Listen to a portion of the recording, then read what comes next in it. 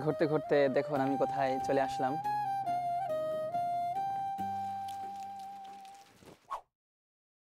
আসসালামু আলাইকুম প্রিয় ভাই বোনেরা, দেখুন আমি কত দুর্গম একটা জায়গায় রয়েছি। এখানে চতুর্পাশটা দেখুন কি অবস্থা। এই যে ঘরগুলো দেখছেন, এগুলো কিন্তু সৌদিদের হাতে বানানো। আগে এই ধরনের মাটির ঘরেই সৌদিরা বসবাস করত। আর এই যে রাস্তাটা চলে গেছে সোজা, জানি না সামনে কি রয়েছে। আর এই দেখুন জনমানবহীন একটা এরিয়া, আশপাশে কেউ নাই। তবে এখান থেকে আমার বাসা একদম 3-4 মিনিটের রাস্তা।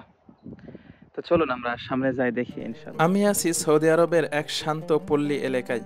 এই পল্লীগুলোতে এখনও পাওয়া যায় সেই পুরনো দিনের ছোঁয়া, যেখানে তাদের পূর্বপুরুষরা খেজুর চাষ করতেন, উট চড়াতেন আর নামাজ শেষে মসজিদের আঙ্গিনায় মিলিত হতেন আল্লাহর সন্তুষ্টির আশায়। আমি চেষ্টা করছি আমার এই শহরের প্রতিটি গলি, প্রতিটি প্রান্ত ঘুরে ঘুরে আপনাদের সামনে তুলে ধরতে তাদের পূর্বপুরুষদের ঐতিহ্য, মুসলিমদের অতীত সংস্কৃতি আর আধুনিক যুগের ব্যস্ততা।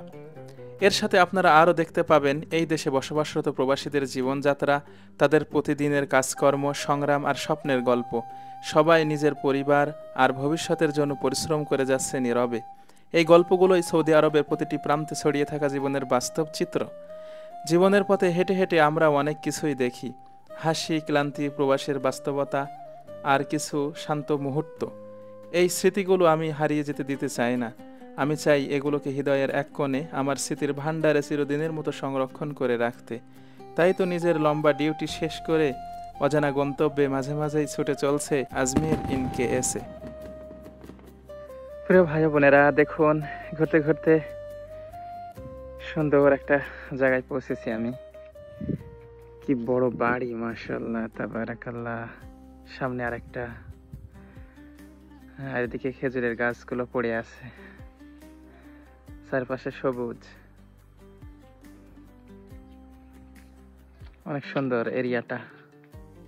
প্রিয় বন্ধুরা, যেই বিল্ডিংটা আপনারা দেখছেন, এই শহরের উট, গরু, ছাগল সহ সব ধরনের প্রাণী এখানেই জবাই করা হয়।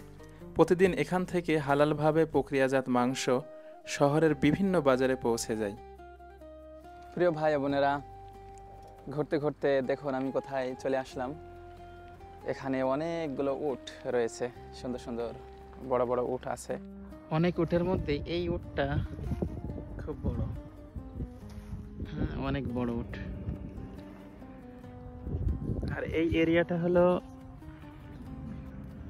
উট, গরু, ছাগল সব জবাই করার জায়গা।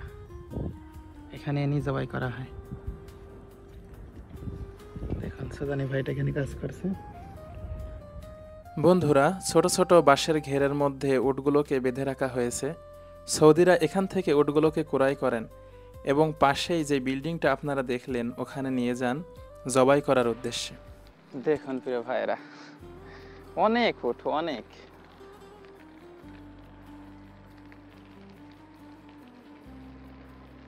হ্যাঁ, ওই পাশেও আরো আছে, ওই অন্য সাইডে আরো আছে। ও কত উট এখানে।